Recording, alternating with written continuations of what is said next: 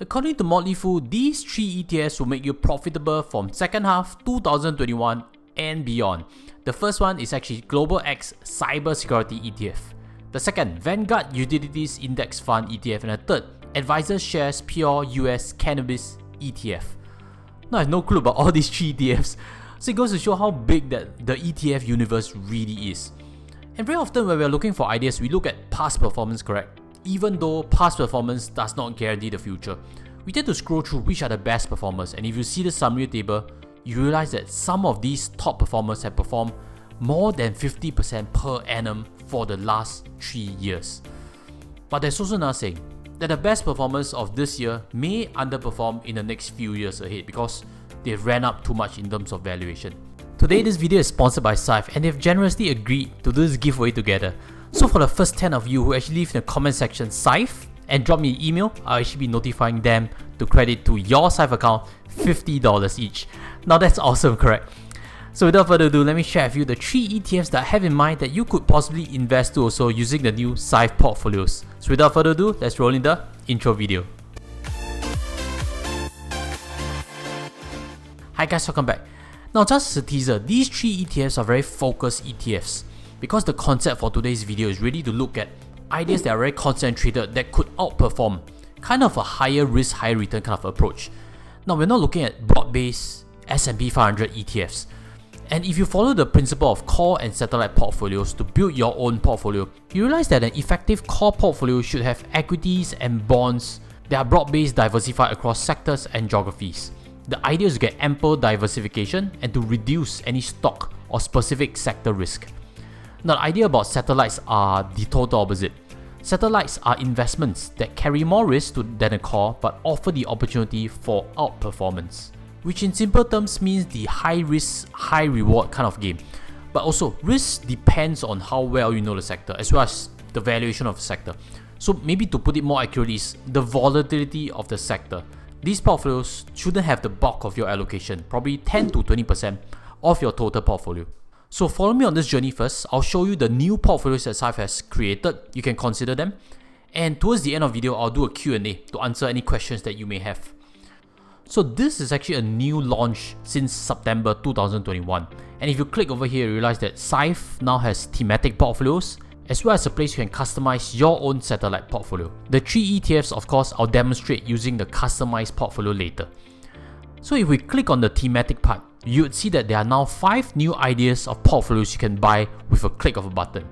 These are the following: ESG clean energy, disruptive technology, healthcare innovation, China growth, and global income portfolio.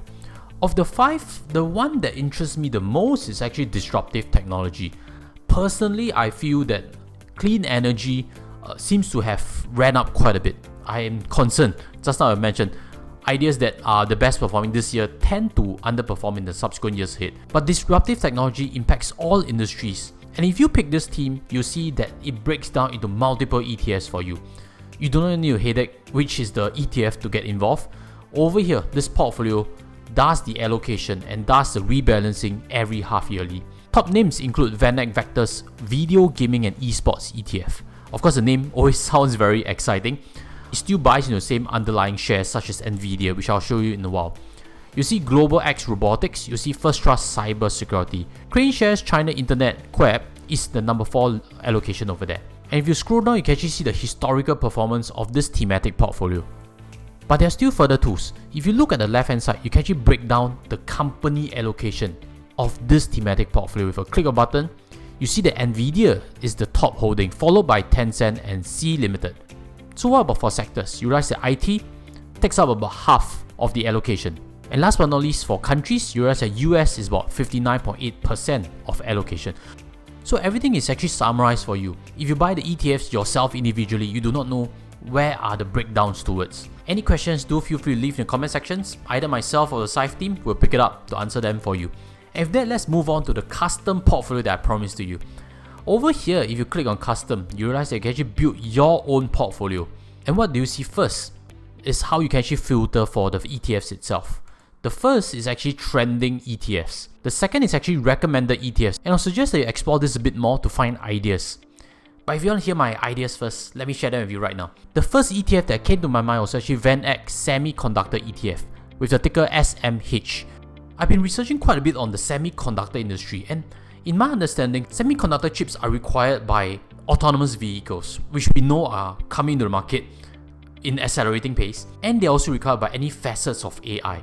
This wave of semiconductor seems to be very strong. In Singapore, there are listed companies that are affiliated to this industry, such as AEM, such as UMS. You look for them, you realize that they're among the top performers in Singapore itself. And on this channel, I've covered before some other names that are big players in semiconductor, such as TSMC, such as Nvidia, such as AMC, such as ASML, and also Baidu. So let's click the button and add them in. And with that, let me introduce the second ETF that I have in mind, which is actually CLOU. CLOU is actually Global X Cloud Computing ETF. And because SKYY is not on this list yet, I think CLOU would be my choice to gain more access into cloud computing related companies. I've actually used a previous video on best ETF to buy for cloud computing, and that's where I got to know CLOU a bit better. So if you're keen, look for links below to follow on this tutorial. And once that is clicked in, you realize that allocations are now 50% correct. And what I would suggest is you use SYFE's tools to get a quick breakdown of the composition. So in this portfolio, TSMC's allocation is 6.72%, Nvidia at 4.93%. I think that's still pretty concentrated. Probably TSMC's weightage in SMH is very strong. They were about for sectors. IT is about 92.49%, and US allocation is 81.84% with Taiwan at 6.72%. So that's why in preparation, I've actually considered this further third idea, which is actually in cybersecurity space. I've actually done this previous video on CrowdStrike, and I realized that cybersecurity is a space that definitely has strong growth, at least for the foreseeable future, because MNCs are migrating a lot of things onto the cloud space, and companies are disrupting a lot of old cybersecurity players like McAfee and stuff. That's why I'll be inputting First Trust Cybersecurity ETF into my portfolio, and once that is inserted in, you realize that everybody has 1/3 allocation. Then scrolling down in terms of composition, companies now is slightly more diluted for TSMC and Nvidia. Zscaler now has a 4.05% allocation, and Zscaler is one of the fast growing cybersecurity firms that I came to contact doing my research on CrowdStrike. Sectors wise, the new portfolio will have 91% in information technology IT, and then in terms of geographical breakdown, countries, you see that US now is 84.63%. And with that, I clicked on the confirm portfolio to move on to the next stage. Let's label it instead as satellite investment portfolio. And because volatility is a bit stronger, I'm actually looking to do dollar cost averaging again, not lump sum investments. There's no market crash to pump in lump sum. So I'm quite happy to do dollar cost averaging of $1,000 a month. With that safe, and the portfolio is created. Now I'll be sharing with you my results maybe in a year's time. Let's see how it goes. And then let's get to a Q&A session where I'll try to help you understand whether this portfolio is competitive in price structure, as well as what you should need to look out for. And as always, if you have questions, leave them in the comment sections. We'll pick it up for you, and smash a like button. Now the first question that you may be thinking of is, what's the difference between buying through the SYFE portfolio as buying through, for example, a discount broker? I also had that same thought. Because if you are a long-term investor that wants to buy and hold for the next 10 years, then would the charges actually make sense? Because if you look at this table over here, if you start off with a small minimum, the annual management fee is 0.65%. For the thematic portfolios, there's actually a half-yearly rebalancing, which I mentioned before already. But the customized one, there isn't a rebalancing. You either buy or sell the portfolio in totality. So where is the competitiveness of this portfolio? In my opinion, it actually comes from this part whereby you're accumulating. Assuming you're buying $1,000 and breaking down into 3 ETFs, you realize that the amounts are quite small, correct? And if you buy through a broker or discount broker even, you realize that there are minimum charges, which could amount to quite a bit, especially if you're doing 3 funds every month. But also when you buy DIY, you don't get a visualization process of what you own in terms of underlying assets, which companies you're exposed into. And for dividends wise, it's auto reinvested under a SYFE portfolio. Second question, if you have some spare cash inside SYFE Cash Plus, can you use them to purchase these portfolios? And the quick answer is yes, and I'll do a demo for you. So over here, this is my own spare cash in SYFE Cash Plus. Simply follow the steps. Click on transfer between SYFE portfolios, and you get to this page on where you want to send the funds to. And for this example, I'll click on disruptive technology portfolio. Click on submit, and you can actually do a full transfer or partial transfer. So the third question is, if you are also interested in creating your own custom portfolio, can you make changes to the allocations once it's created? As of now, it cannot be edited by changing asset allocation. The assets inside cannot be removed or added also. This one that is in motion cannot have any edits to it as of now. But I've just gotten word from SYFE's team that upgrades are in progress, and in future, you can indeed edit these portfolios. And just as a quick recap, there's no minimum investment amount. You can actually withdraw anytime, and you can actually create as many portfolios as you like. So hopefully this information is useful to you, and hopefully it helps you start your investment journey today. And if you're keen to find out on SYFE's other portfolios, I've actually done tutorials before. Check out this one, which is on SYFE REIT Plus. If you're keen to buy in Singapore REITs, I've explained how REITs can be invested with a simple click of a button with SYFE REIT Plus.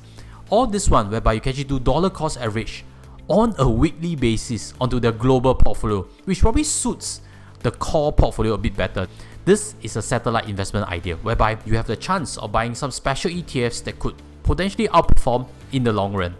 If that, I'll sign off and see you in these videos. Take care and goodbye.